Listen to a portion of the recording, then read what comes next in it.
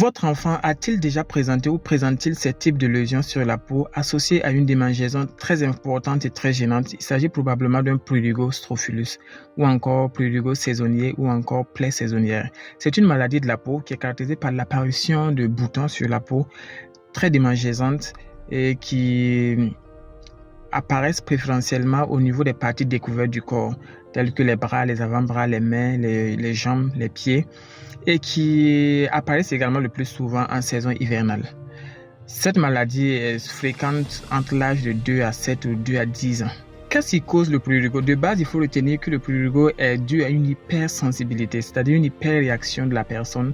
Et ça varie parce qu'on n'a pas le même système immunitaire. Alors, il y a des enfants qui vont réagir fortement et d'autres moins. Et cette réaction est secondaire à des piqûres d'insectes tels que les moustiques, aux acariens, les puces et les punaises. Comment savoir que votre enfant a un prurigo?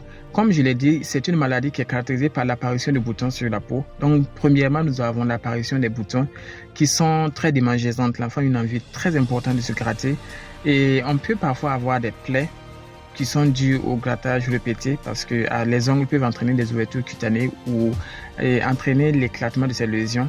Et on peut également avoir des croûtes sur ces lésions parce qu'en éclatant ces lésions, le liquide qui sort peut sécher et recouvrir ces lésions. Ces signes doivent être localisés sur les parties que j'ai citées, c'est-à-dire les parties découvertes qui ne sont pas recouvertes par les vêtements. Il s'agit préférentiellement des avant-bras, des mains, des pieds, des jambes. Est-ce que le prurigo est dangereux ou contagieux? Non, le prurigo n'est pas une maladie dangereuse. De base, c'est une maladie bénigne et elle n'est pas contagieuse également. Les complications possibles, c'est d'abord l'infection.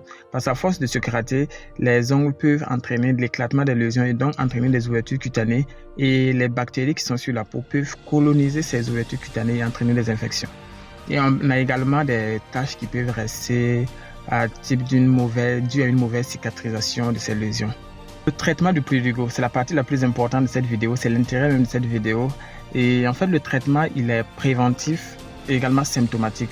Préventif à travers l'adoption de mesures pour éviter les piqûres de moustiques et également la pullulation des acariens, des punaises et des puces à travers une bonne hygiène corporelle et vestimentaire et également en utilisant des méthodes repulsives contre les moustiques telles que les crèmes répulsives, en utilisant les insecticides et surtout en portant des vêtements avec des manches longues aux enfants et des pantalons, surtout en saison hivernale.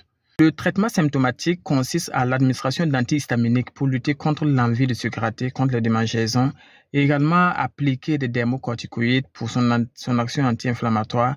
On peut également amener à utiliser des savons antiseptiques pour limiter les risques de surinfection, et également appliquer des colorants tels que l'eosine aqueuse. Lorsqu'il y a une surinfection, le traitement est totalement différent. Dans tous les cas, je vous conseille de consulter un médecin généraliste, un pédiatre ou un dermatologue lorsque ces lésions surviennent, car une bonne prise en charge permet de raccourcir la durée de la maladie.